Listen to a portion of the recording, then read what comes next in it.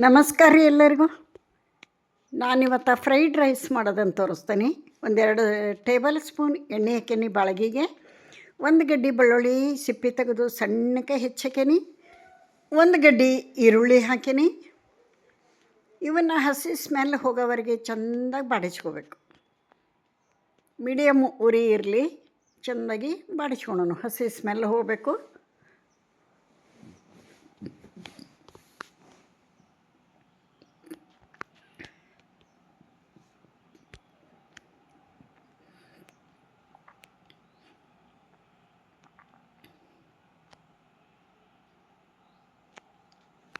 ಮಕ್ಕಳಿಂದ ದೊಡ್ಡವ್ರವ್ರಿಗೂ fried rice ಅಂದ್ರೆ ತುಂಬ ಇಷ್ಟಪಟ್ಟು ತಿಂತಾರೆ.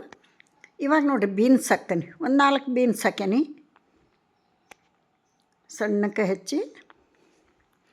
ಆನಂತರ ಇದಕ್ಕೆ ರೆಡ್ ಕ್ಯಾಪ್ಸಿಕಮ್, ಯೆಲ್ಲೋ ಕ್ಯಾಪ್ಸಿಕಮ್ ಹೆಚ್ಚಿಟ್ಕೊಂಡೀನಿ. ಕಲರ್ ಆದ್ರೆ ಮಕ್ಕಳು ಇಷ್ಟಪಟ್ಟು ಊಟ ಮಾಡ್ತಾರೆ. ಕಲರ್ ತರಕಾರಿ ಆರೋಗ್ಯಕ್ಕೂ ಒಳ್ಳೆಯದು.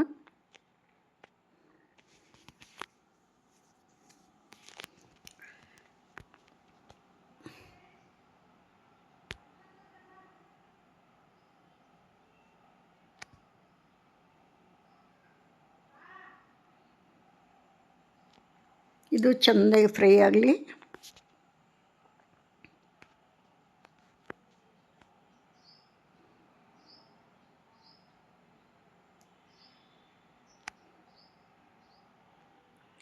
ಸೆವೆಂಟಿ ಪರ್ಸೆಂಟ್ ತರಕಾರಿ ಬೆಂದಿರಬೇಕು ಫ್ರೈಡ್ ರೈಸಿಗೆ. ಸ್ವಲ್ಪ ಕ್ರಂಚಿಯಾಗಿರಬೇಕು.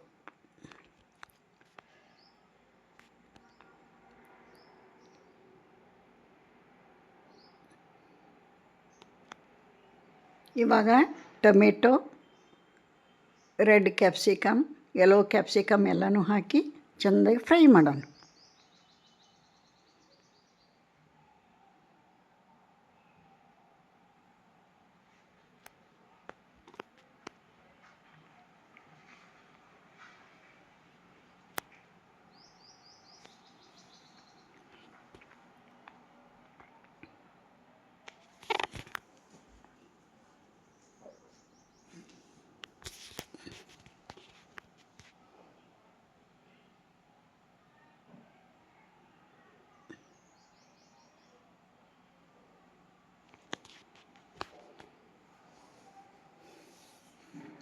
ರುಚಿಗೆ ತಕ್ಕಷ್ಟು ಉಪ್ಪು ಹಾಕೋಣ. ಅನ್ನಕ್ಕೂ ಉಪ್ಪು ಹಾಕ್ಯಾನೀಗ ನೋಡ್ಕೊಂಡು ಹಾಕಬೇಕು. ಅನ್ನಕ್ಕೆ ಹಾಕಿದ್ರೆ ಈ ಫ್ರೈಡ್ ರೈಸ್ ಮಸಾಲ ಹಾಕ್ತಾನೆ. ಒಂದು 2 ಟೇಬಲ್ ಸ್ಪೂನ್ ಹಾಕೋಣ.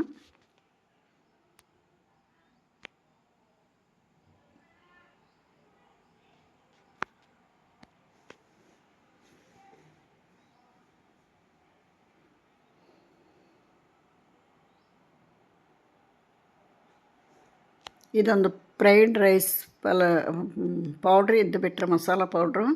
ಪಟ್ನ ಒಂದು ಅನ್ನ ಮಾಡಿಕೊಂಡು ಟೈಮ್ ಇಲ್ಲದಾಗ ಬೇಜಾರಾದಾಗ ಈ ಥರ ಫ್ರೈಡ್ ರೈಸ್ ಮಾಡ್ಕೋಬೋದು. ನಮಗೆ ಇಷ್ಟವಾದಂಥ ತರಕಾರಿನ ಹಾಕ್ಬೋದು ಇದ್ರಾಗ.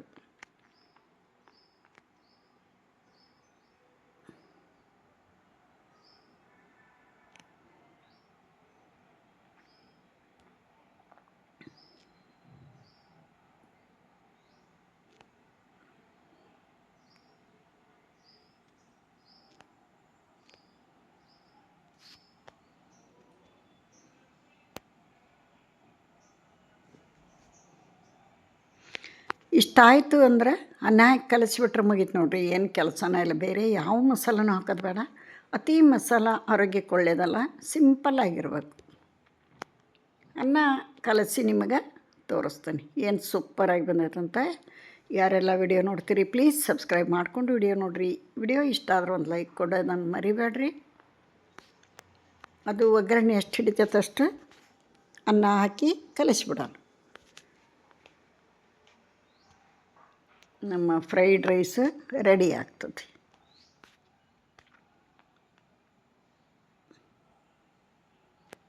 ಮೇಲೆ ಕೊತ್ತಂಬರಿ ಉದುರಿಸ್ಬಿಟ್ರೆ ಆಯ್ತು ನೋಡಿರಿ.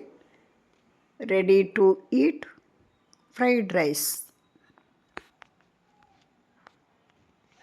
Veg fried rice.